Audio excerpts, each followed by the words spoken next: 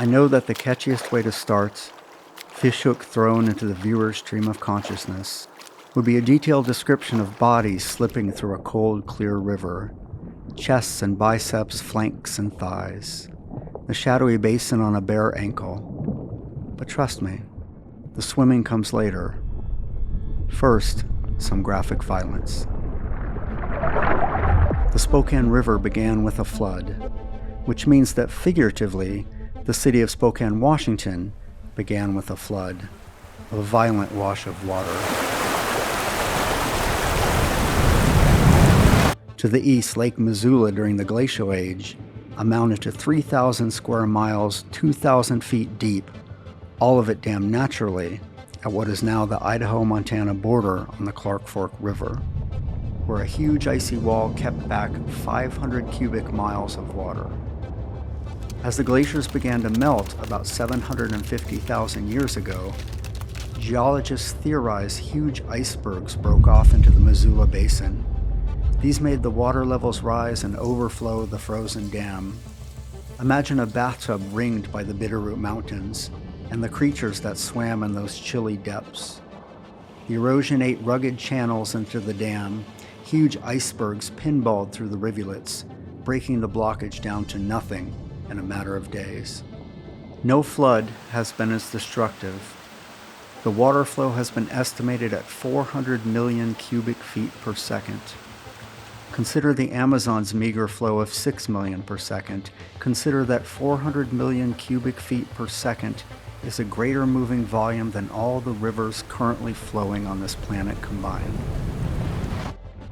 Lake Missoula's release scarred the surface of the earth, its water lashing across the land, scouring, tearing, rending, and forming scablands, basalt columns, and deep ravines. The fertile soil was washed southward into the gentle hills and valleys now called the Palouse. The carved valley the water tore through became where Spokane, Washington, would one day arise as a frontier city in the changed, brutalized landscape. The Great Lake Missoula's wash of water wasn't the first violence wrought upon the region, and it would not be the last.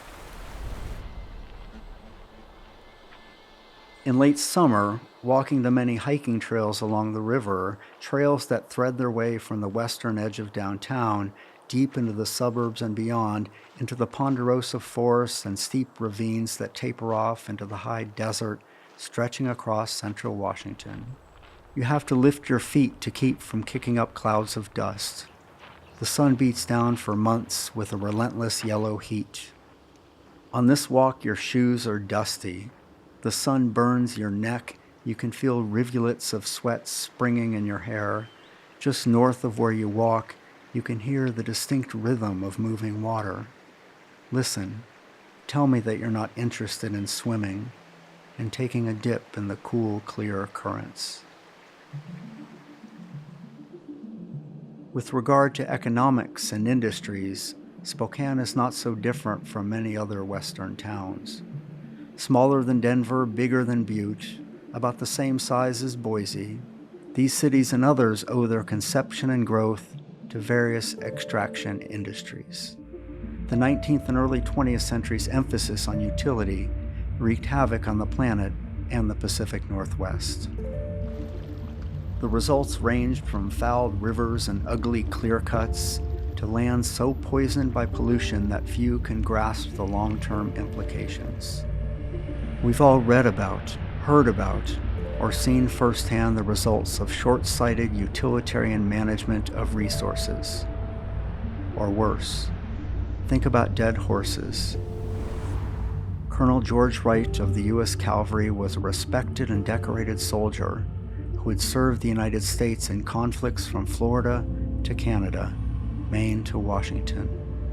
In 1858, he captured and hanged several important chiefs and threatened the lives of hundreds of Native women and children. His burning of food supplies eventually led to starvation for some, and just east of what is now Spokane, coming upon the primary herd of 800 horses that constituted the Spokane tribe's wealth, livelihood, and pride, he ordered the slaughter of 700 of the animals. The pile of bleached bones near the banks of the Spokane River was a hideous landmark for decades. Think of one horse, an impossibly graceful creature. Consider the balance, the musculature at full gallop, the shimmer of each flex, tendon, extension of bone. Think of one horse and tell me that the blood of those animals and the ghosts of their bones aren't in the land, on the shoreline, inhabiting the current's threads and twists. Stand at the river near the Washington and Idaho border, horse slaughter camp. Breathe in the summer air. Think of one horse. How easy to turn the wrongs done for the sake of use into a litany, a flood of crimes, the dams, the dumping of raw sewage into the river, the banning of which Spokane leaders resisted into the 1950s. The massive rail yard seeping poison, the Kaiser aluminum plant's toxic drip, crimes against people as well as the environment. The list goes on and on. Lead, cadmium, arsenic, and zinc in the water and the fish. Poison and death, compromise and pain.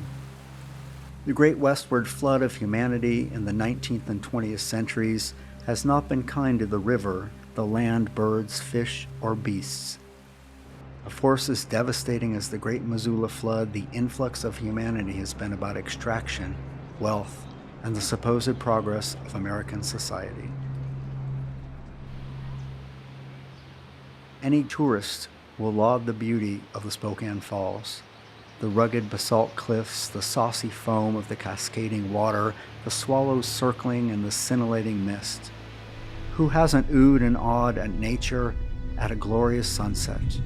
A vista of spiky mountains, the lush undergrowth beneath a grove of cedar trees. And of course, the Spokane Falls are powerful and glorious, as is the entire course of the river, any river. Every intricate aspect of natural existence, the thorns and leaves, each stone and ripple, the articulated joints on a grasshopper's legs, the glassy shine of stars. Somehow we learn that seeing nature means gawking at isolated instances of the sublime. Think of the crowds at Old Faithful or the mad traffic jams in Glacier when someone spots a bear. We don't consider the whole or even the particulars of what is right before our eyes, only the spectacle, whether the spectacle is a tumble of clear, clean water over rocks or a sickly foam of polluted spray marking a century of misuse. A superficial splash of water may hide the poison, or worse, cause us to gloss over the trash on the basalt rocks, to ignore the vanquished salmon and struggling land. It's simple. A glacial flood tearing across hundreds of miles of stone and earth differs from a tide of people inflicting their desires on the land. The former is an event. The latter is the result of a way of seeing, driven by ideas of hierarchy, scale, and consumption. How can we learn to look at a person whose appearance radically differs from our own, or a raucous river tumbling downstream, and see them as us? To somehow respond with empathy, a creative violence that could allow us to see the Spokane River and the naked swimmer in a vision of embrace rather than judgment or use. Next time the world is sticking on your back like a wet shirt, why not shed those threads, toss that self-consciousness? Why not wade in waist deep and whisper to the river and listen? Listen for more than the ghosts of exploitation. Listen for more than an elegy of pain, the horse's cries that bleed into the current. Listen. Listen to the water and hope to hear that you're a part of the reply. Next time, why not take a swim?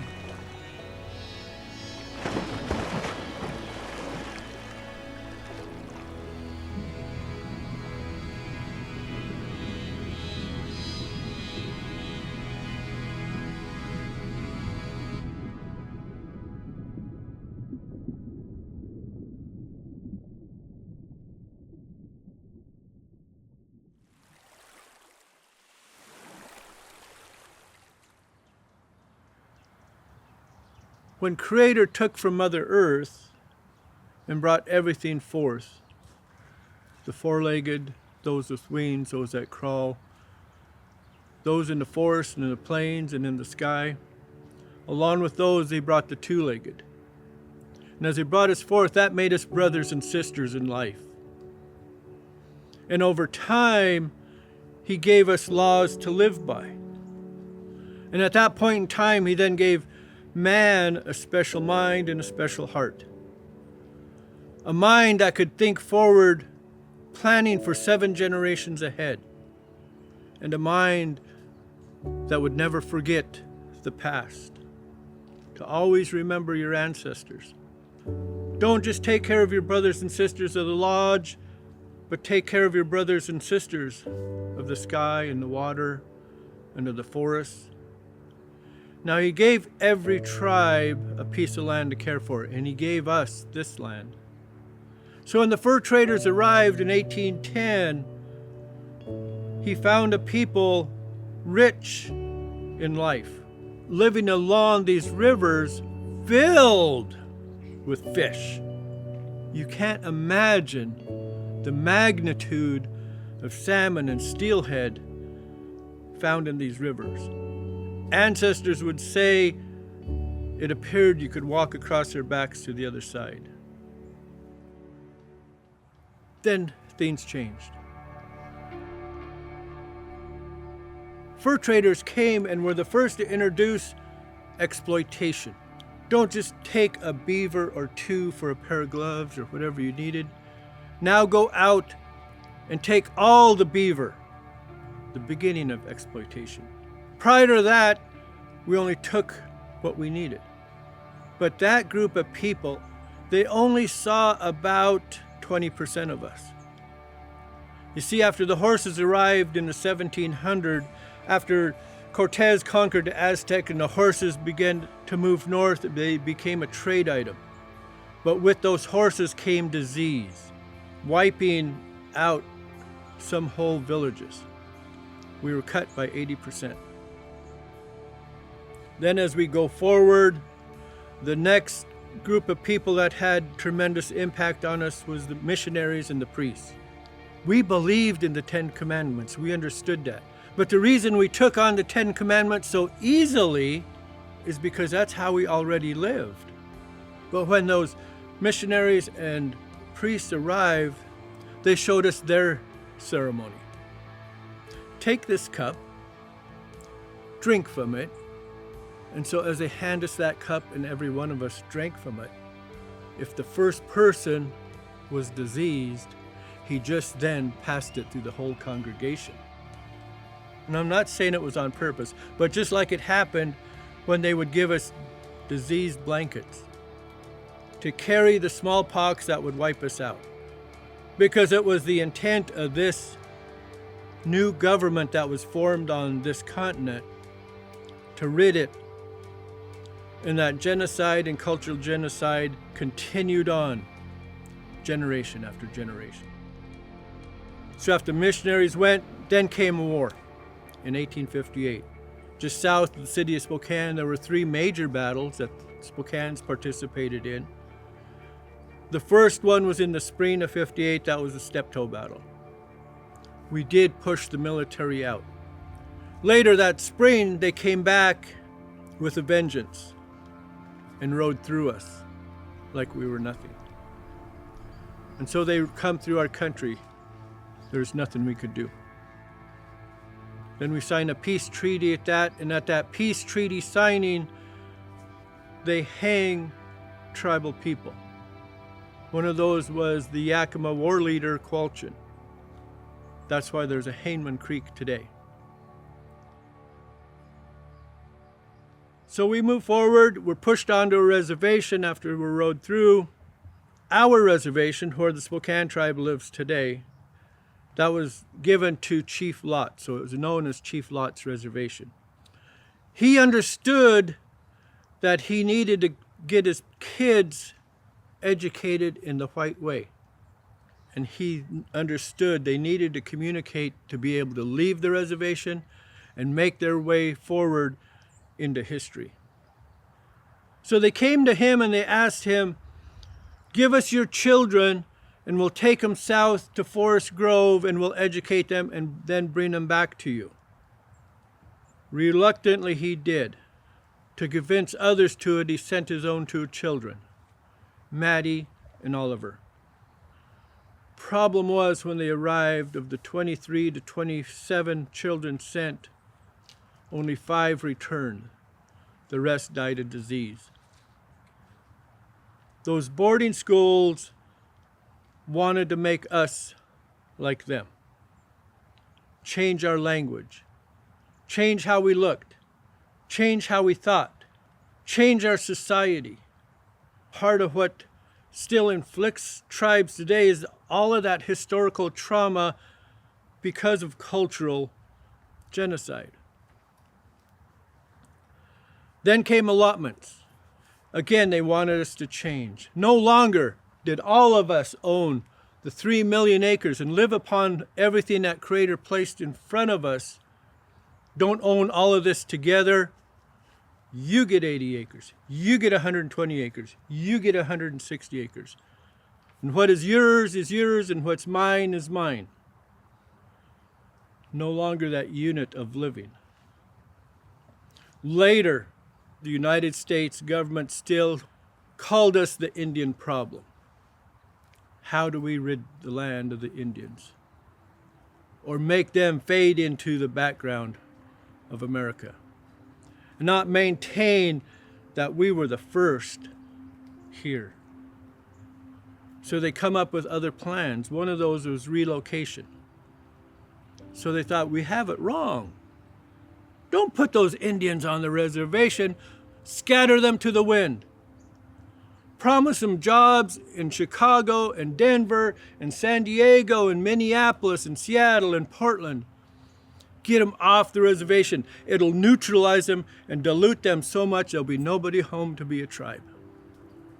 And so that relocation in the 50s and 60s and early 70s took place. But there were no jobs and there was little education. But that was the prelude to the next step of termination. Now, because the Indians were fewer on the reservations and holding each other together, and they were scattered across America, they sent people to tell us, let's sell off your land and every one of you will be rich. You can do whatever you want, you go on your way. Most people don't understand it was that joint effort of relocation and termination is why some tribes actually terminated. Some huge tribes terminated. Then we started learning about DC and the politics and the federal way, and we started gaining traction. For the very first time, tribes through self-governance could make decisions for themselves. Prior to self-governance, non-tribal people made decisions for tribal people. So then Congress saw the plight on the reservations. Some reservations had 90% unemployment. So therefore, acts like the Indian Gaming Regulatory Act came in. This led to many tribes the ability to get the revenues so they could take care of themselves, take care of their own children, take care of their own elders, take care of their own towns and their cities for sewers and water, and make their people healthy again. And you always got to find hope. Today, one of our hopeful issues is returning the salmon to what our ancestors 7 generations ago saw. When we can see them returning and swimming again in the Spokane and the Little Spokane River, spawning, going to the ocean and coming back, we'll have succeeded. That's our drive.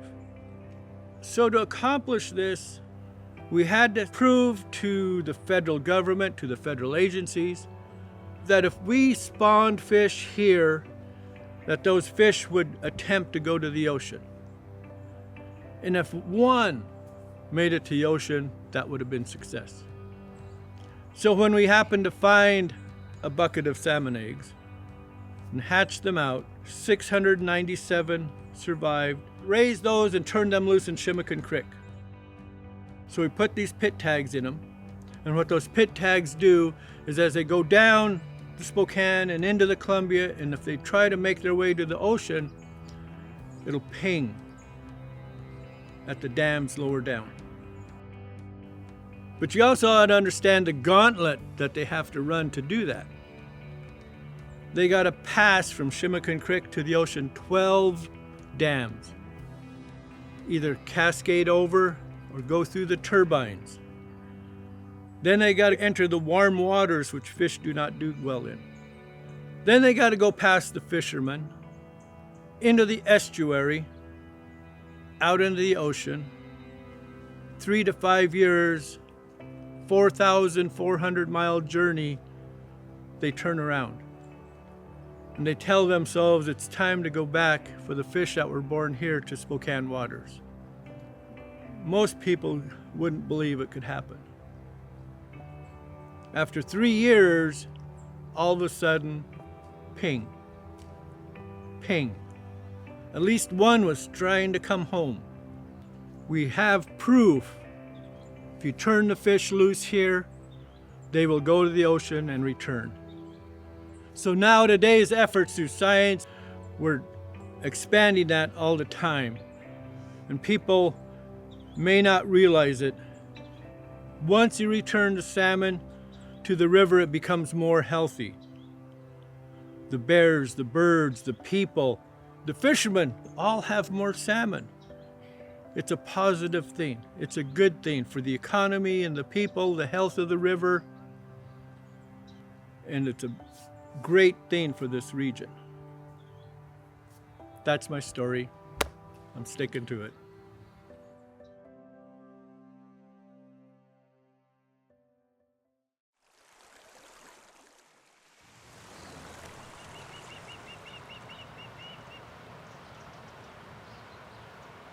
My pops was a strong believer in the fact that the river has a voice.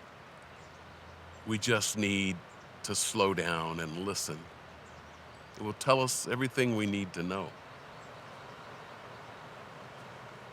He also used to say, we have to be the voice of the river to other people. To a lot of people, they can't slow down long enough or are willing to slow down enough to hear what it has to say. And so he was a strong believer in that rivers will remain and be healthy as long as there are people willing to be a voice of the river, to be storytellers of the river. I am a lover of rivers and a longtime fly fisherman. For nearly 35 years, not long by some standards, I have lived near the Spokane River. I fished it and played along its banks.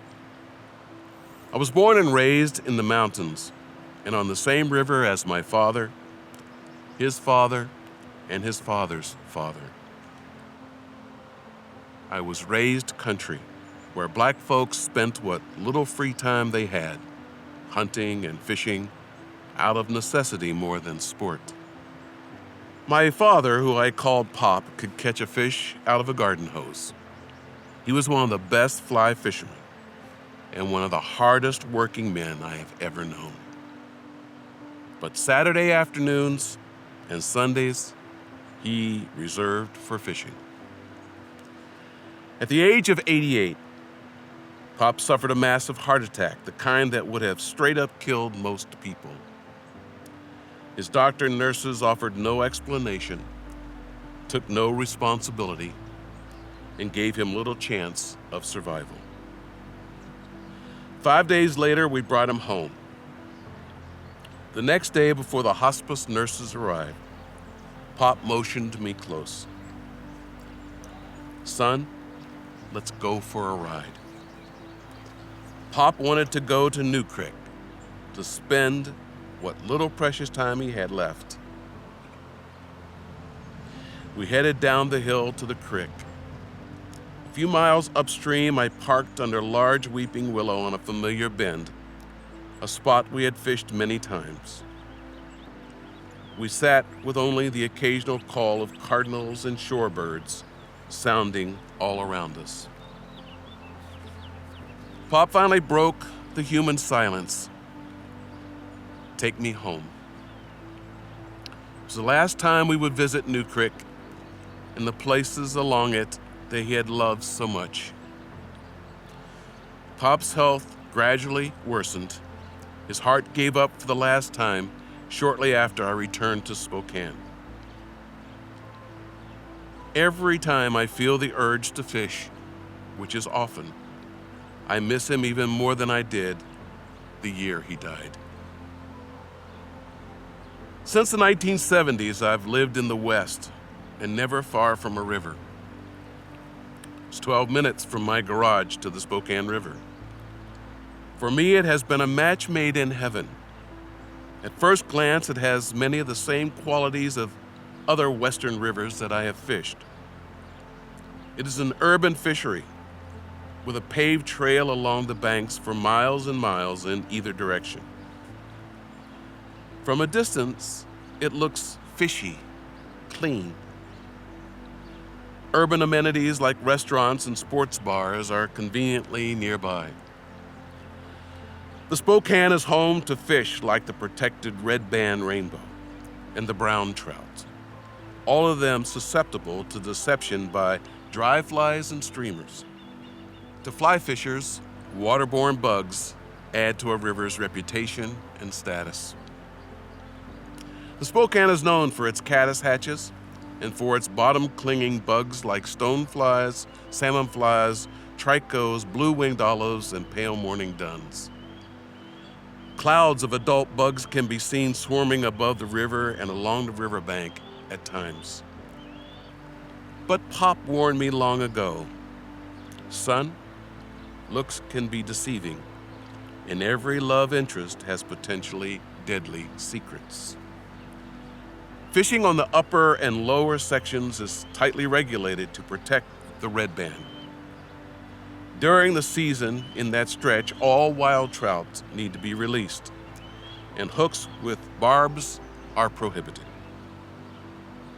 Illustrated signs appear along the river in multiple languages, informing people of the red band's protected status. Signs also warn against eating too many fish to limit exposure to toxic heavy metals, the residue of decades of mining upstream in Idaho. The Spokane River continues to have a bad reputation. It's known for its toxic, slippery bottom, dangerous swift runs, and hidden currents. Its banks are often crime scenes, and every summer the river claims its share of careless users. But its reputation is getting better, and we continue to fish the Spokane, always in pursuit of another big catch. River stories have a way of drawing us close, connecting us to the past and the present, providing a lens to the future. Pop has been gone for over a decade, and so too the weeping willow tree we parked under on his favorite bend in the river. But whenever I'm streamside, I feel his presence. He taught me everything he knew about rivers, especially how to respect them and love them. Pop was a damn good fisherman. He lived by simple rules. Work hard. Love and respect rivers. Fish every chance you get, and love your family. Not always in that order.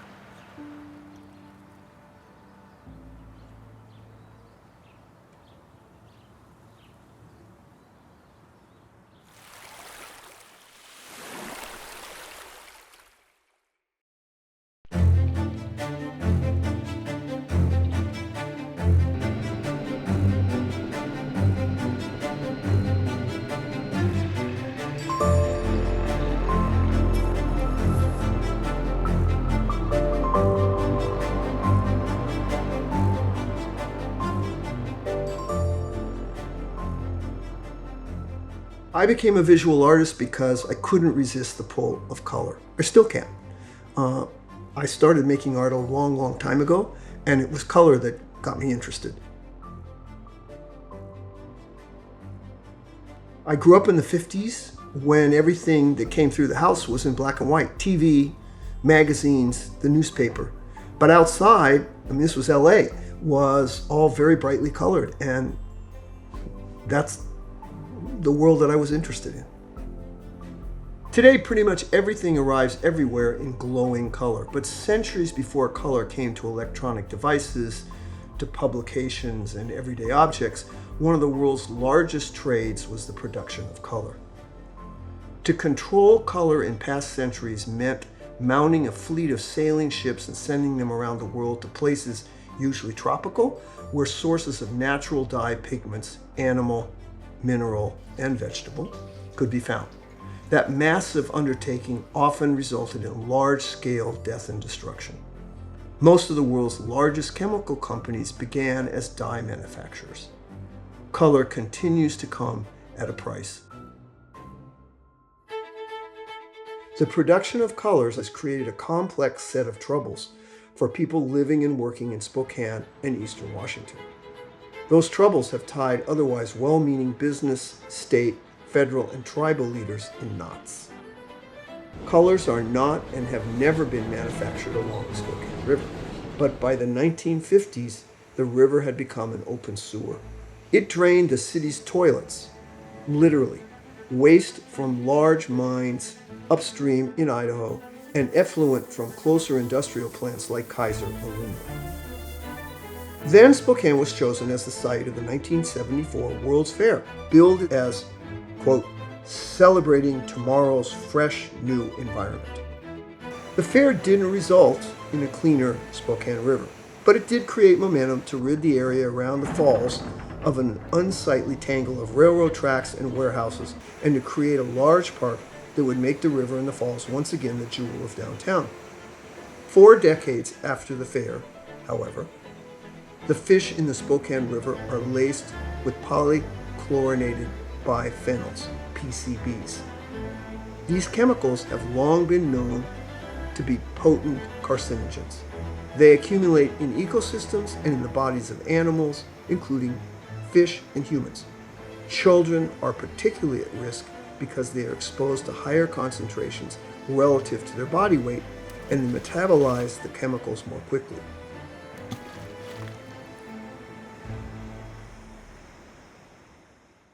Commercial production of PCBs was banned in the US decades ago, shortly after the fair closed, in fact, and pollution in the river is of course not due to any single substance or source.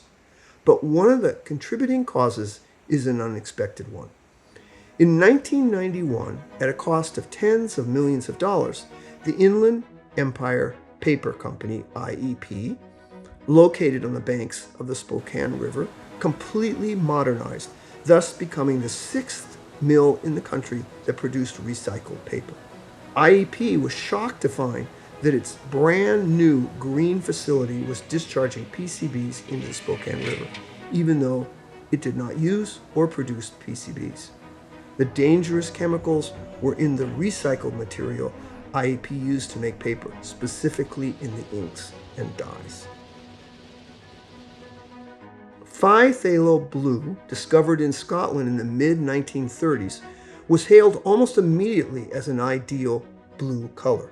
But phthalo-based blue inks can contain PCBs, as can the azo yellows, oranges, and reds. Most ironically, sales of phthalo-based green inks continue to increase because a great deal of consumer packaging now proclaims in green that the enclosed product is environmentally friendly. However, phthalo green inks can contain even more PCBs than the blue. The IEP plant in Spokane recycles publications printed with inks containing phthalo blues and greens and azo yellows, oranges, and reds. As part of the recycling process, those inks are washed out of the paper pulp. Since the discovery of PCBs issuing from the mill owners have installed the best available waste treatment equipment in an effort to remove the PCBs from the flow. But it's simply not enough. The PCBs resist the treatment, enter the river, and make their way into the metabolisms of fish and other organisms in the food web, including humans. In essence, what made PCBs seem very good makes them ultimately very bad. They are persistent in the environment and very difficult to remove.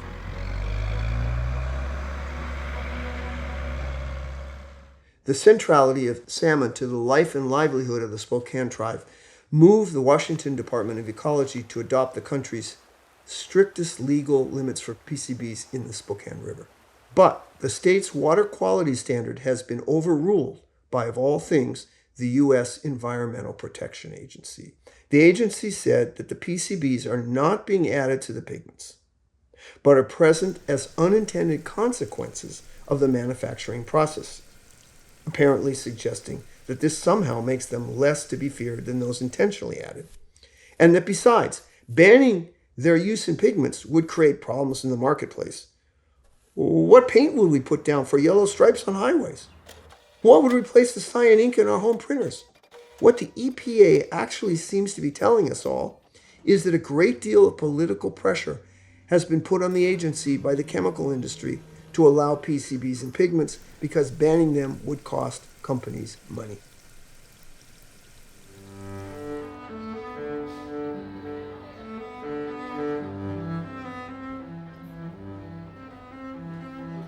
The application of color is the easiest and usually the cheapest way to induce us to buy.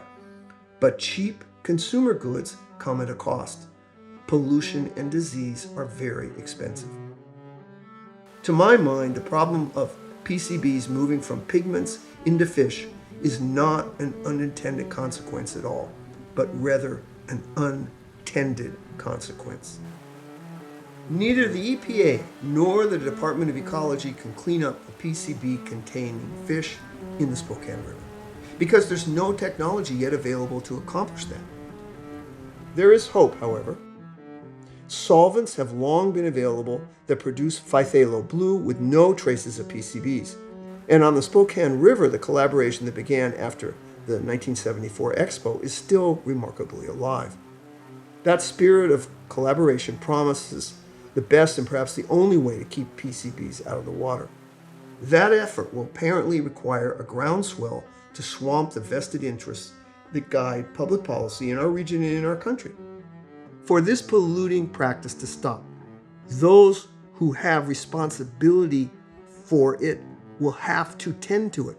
And it turns out that would be all of us.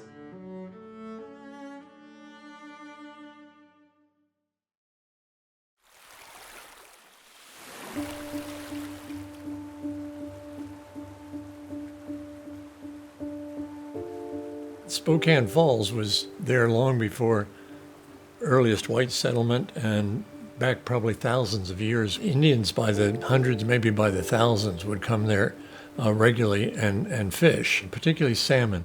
Back in those days, the salmon from the Pacific went clear up to the falls, and pretty much that's as far as they could get. The falls were just too big for leaping over. When James Glover, the founder of Spokane, the first person that tried to create a town there, he was attracted by the falls also, but not so much for the fish as for the power that it would generate. In those days, water power was the way to go, and he was looking for a town site around the inland Northwest. And when the town began to be formed in the 1870s, they put up mills very quickly. That became sort of the obsession with building up the town, building up the mills. And at the same time, other people coming through realized how beautiful these sites were. In the distance, even from 5 and 10 miles away, you'd begin to hear the falls as you got closer. And then you'd see these magnificent falls. It's really an amazing sight. But the beauty of it was quite lost over the next few years with the building of factories and mills and then railroads beside the falls. And people basically forgot the falls were there. Well, it's hard to imagine today how important the railroads were coming into a town. Now we're used to their being there already. So the railroads essentially put Spokane on the map, more and more railroads. That resulted in prosperity at lots of levels. For one thing, it brought people in, made it easier to get there. And then beyond that, though, just various products, basically anything you can think of that could be manufactured or brought out of the earth could be made much more valuable if you had a train to carry it somewhere. And with the railroads, of course, came railroad tracks, obviously, and a lot of culverts and a lot of bridges across the falls. If you were to look at the falls 60 or 70 years ago, there'd be trestles about 6 or 8 wide going across where now Spokane Falls Boulevard is. And so in a variety of ways, the railroad saved Spokane, but in a sense, they destroyed the river. At least they destroyed a person's ability to really settle down and appreciate the river. At the same time, the town was growing up, and with the growth of Northtown and other shopping centers, basically sucked a lot of the business out of downtown. And so you had a town that had already lost the beauty of the river, and then it lost its kind of business lure to bring people downtown. And in the 1950s, a number of people, particularly business people, that had stores downtown were finding that no one was coming, that most of the trade was going out to the suburbs.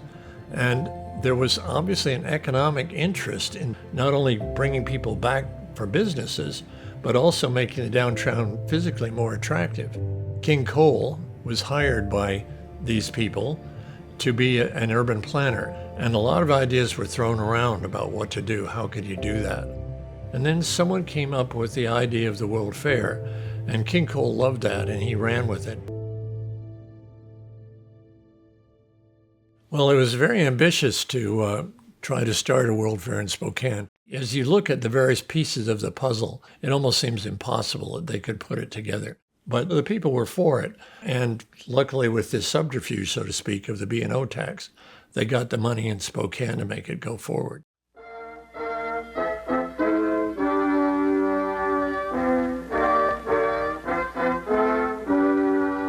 The Great Pacific Northwest begins right here. World's Fair 74. Spokane, Washington, site of the World Environmental Fair. World's Fair 74. Celebrating the birth of tomorrow's fresh new environment. Spokane's Expo 74 was the first environmental World Fair. And what better site for a World Environmental Fair where you are actually cleaning up an environment?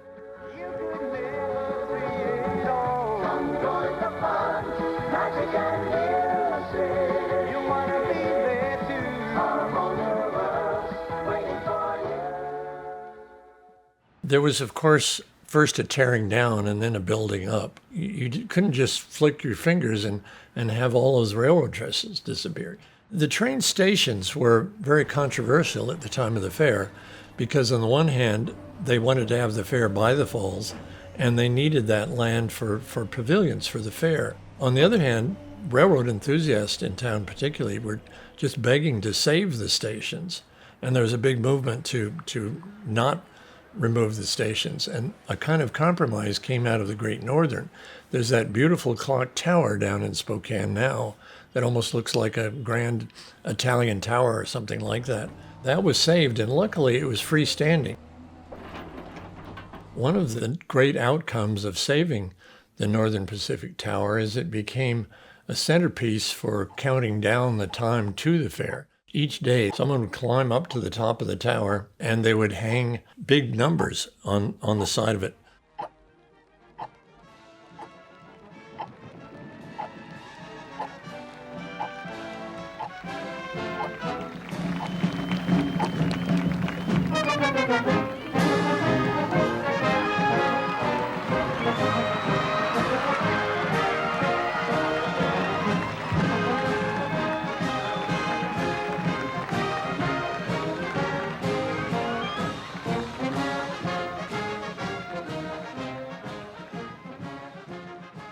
Nixon was in the middle of the Watergate scandal at the time and was there to open the fair. And the opening ceremony was something like 80,000 people witnessed it.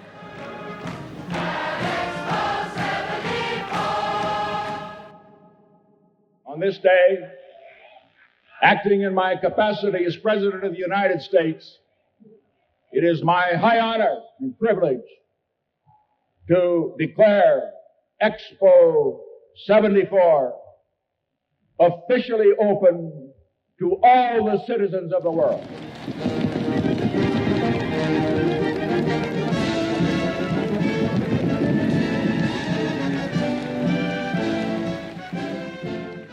When you went into the fair, you had quite a choice of pavilions, both industry, for example, the Ford Pavilion, and also different countries.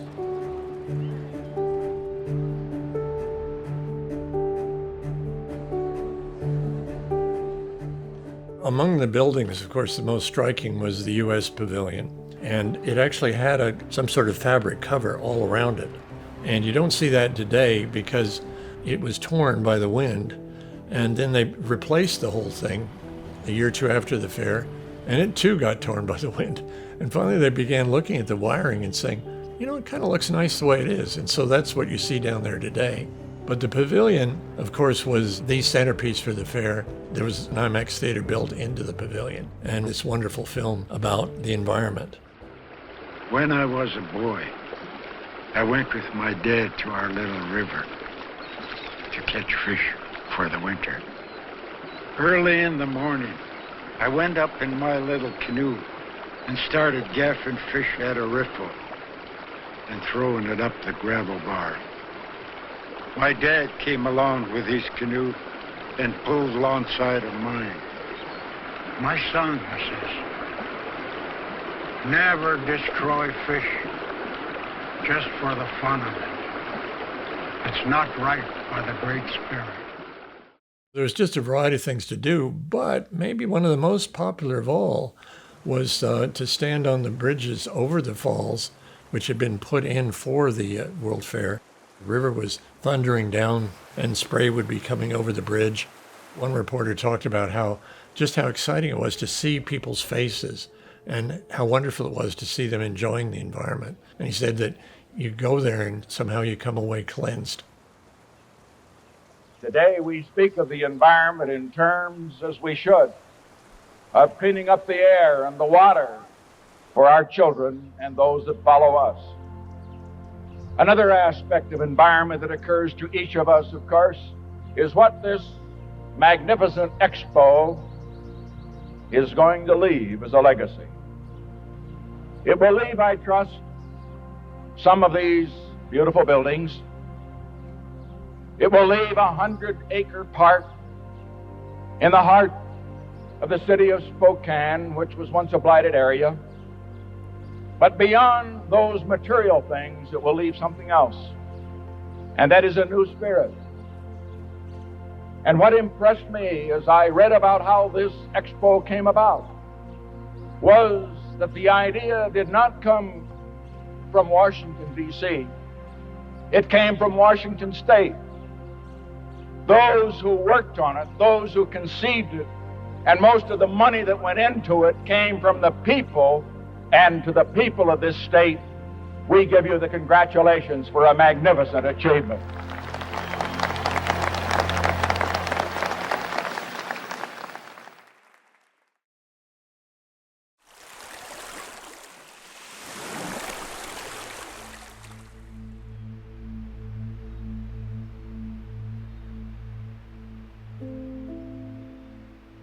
The Spokane River in Tod was our lifeblood. It gave us our way of life. We are river Indians. Heo putisin kasihu putisin kweli putislich lacht. Sui squest tipani thu sunyapan squest Margo Hill. Hello and welcome to the Spokane River. We are at the site of Little Falls here on the Spokane Indian Reservation. The Little Falls Dam was built between 1907 and 1910. There are 7 dams along the Spokane River system. They were completely devastating to the Spokane Tribal people. You know, my great-grandmother and other grandmothers, they talked about the salmon being so large and beautiful. The salmon were 50, 80 pounds. They completely filled our diet. And it was important to our people, not only as a food source, but culturally and spiritually. we held ceremony. We have a salmon chief, and the salmon chief selected one young man to sing the song to call those salmon home. And so when the government talked about putting in dams, my great-grandmother said, well, what will we feed our children? And they said, don't worry, we're gonna create electricity, hydropower. You'll be able to flip a switch and the light will come on. You'll be able to push a button and your homes will be heated. And she said, but what will we feed our children? Throughout all the Northwest, people from here to the Tri-Cities benefit off these dams. But the Spokane tribe, we have lost our way to feed our children. We have lost our ceremonies, our ability to have our salmon ceremony. And so when we lost access to our salmon, to our river, it was devastating.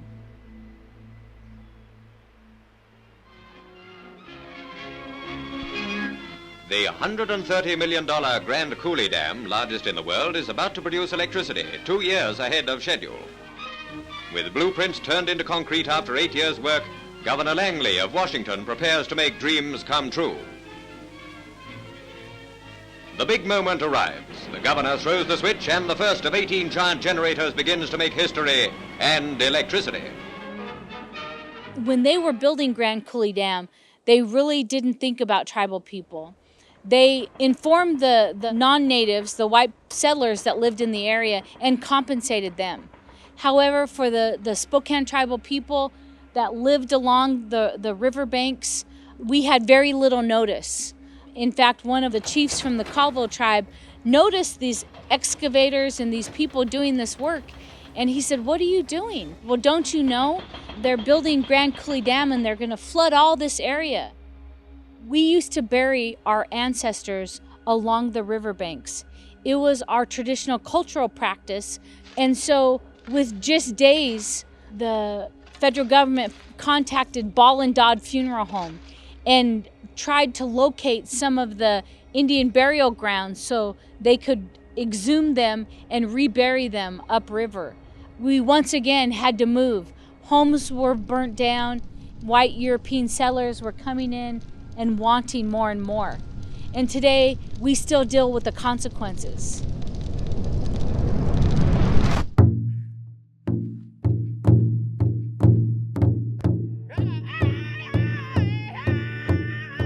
So today it's a new battle for tribal people to protect our way of life, to have clean water that we can fish and that our animals can drink from so we can hunt safely and provide food to our families. We still live in harmony with the animal people that our ancestors told stories about and taught our morality and lessons of life.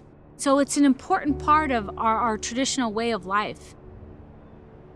And so when we think about the Spokane River, for many years it was polluted.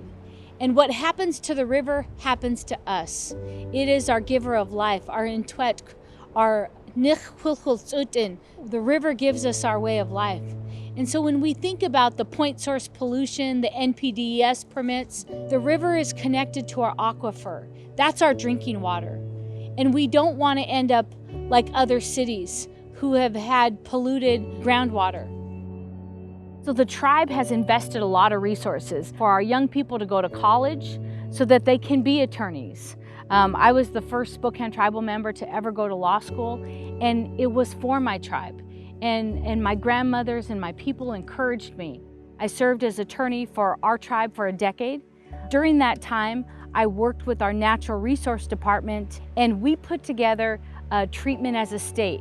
That is essentially an application under the Clean Water Act for the tribe to set water quality standards. So our application was approved by EPA, and now the Spokane tribe sets water quality standards. And so we're doing our best now, whether it's the sewage treatment or that point source pollution, but we can do better. We all have to do our part to conserve the water so that the water will be cold and fast enough for the trout and the salmon that the tribes are reintroducing. So in the future, it is my hope that one day my children and my grandchildren will be able to canoe along the Spokane River, that they can camp and enjoy this beautiful land that we live in. This is what we fight so hard to protect, to have clean water, to stop that point source pollution, and so that we can once again have salmon running in our rivers.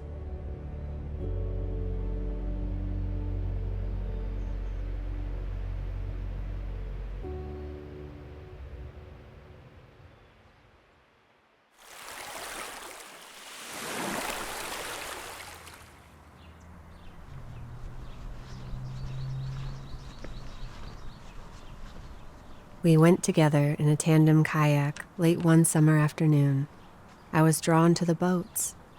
I liked the idea of flowing quietly with the current, as if becoming a part of the river ourselves.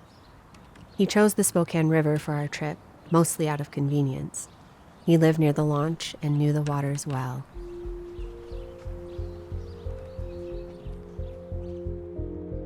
Flowing from its source in Lake Coeur d'Alene, Idaho, the Spokane River stretches 111 miles across Washington before joining the mighty Columbia River. A great beast of burden, the Spokane has been domesticated to make our lives more comfortable by powering our lights, air conditioners, and laptops. 7 dams constrict its flow, forcing it into penstocks, turbines, channels, and reservoirs. The slack water is now home to exotic, non-native fish, while numerous invasive plants line the riverbank. And yet, as I pulled my paddle through the water, visiting backwaters tucked away from the city center, it felt like a journey into untamed wilderness. Fish, waterfowl, and other creatures surrounded me, set against a blossoming frame of vegetation. In that moment, it felt to us like the river still had a will of its own, despite our efforts to tame it. But is it really wild? Even more than land, we see rivers as a resource, not as living beings or self-contained ecosystems. But try imagining a river as you might a forest. Salmon as deer, crawfish as mice, trout flying through the water as birds swim through the air. Imagine motorboats as ATVs and dams as clear-cuts. Between construction, landscaping, and accumulated waste, we have undeniably harmed the river. But there is still time to rewrite our narrative. Returning the Spokane River to its historical condition is likely impossible, since doing so would require the removal of dams and bridges, recontouring the channel, and aggressively eliminating scores of exotic species. But there is hope. Instead of restoration, we should consider rewilding as a more realistic and in some ways a more desirable approach. Rewilding is less about recreating a historical ecosystem and more about generating the conditions in which a self-willed ecosystem, like the Spokane River, can evolve and flourish, even if its evolution takes unexpected and unpredictable directions. In many ways, we've already begun this process. Riverside State Park protects the riparian zones and river. The Little Spokane is an outstanding example of public-private cooperation in watershed protection. We've added access points, we have reduced pollution from PCBs and stormwater runoff, and we conduct well-organized annual river cleanups. But all of these efforts have been piecemeal. We lack a strategic conservation plan for the Spokane River watershed, a comprehensive approach that focuses on ecological resilience and rewilding. Although the river can heal itself if we give it the opportunity, there are several steps we can take in facilitating the process. We should restrict streamside development. Residential and urban development along the banks is the largest potential threat to the river. While homes and manicured spaces might be appropriate in some locations, these sterile environments diminish overall biodiversity and provide no ecosystem services. Such designer systems are the antithesis of wildness. We need to maintain in-stream flows. Although the dams have turned the river into an organic machine, we can alleviate the extreme drops in the river flow that occur each summer. While complex, the problem is political and social, not technological. Making consistent flows a priority would only require better cooperation between Avista Utilities, Idaho, Washington, and the federal government. We can continue to improve water quality. Unfortunately, agricultural and stormwater runoff continue to pollute the river. Two key improvements would be to diminish allotments or draws from the river, and to clean up the dirty flows from Hangman Creek. These are only a few of the many things we can do to help the river. But in the end, we'll have to step back and let nature do the rest. The river will return, as long as we stop abusing it, and it will be as wild, unpredictable, strong, and adaptable as we let it be. Eventually, we paddled our boat back to shore. Despite being sore across muscles I'd forgotten I have, I returned home that night feeling refreshed. Prior to our trip, I had been experiencing a nature deficit disorder without even knowing it. My loss of contact with the natural world had left me feeling depressed and anxious. Spending just one afternoon along the river increased my sense of well-being. In that moment, I had an epiphany.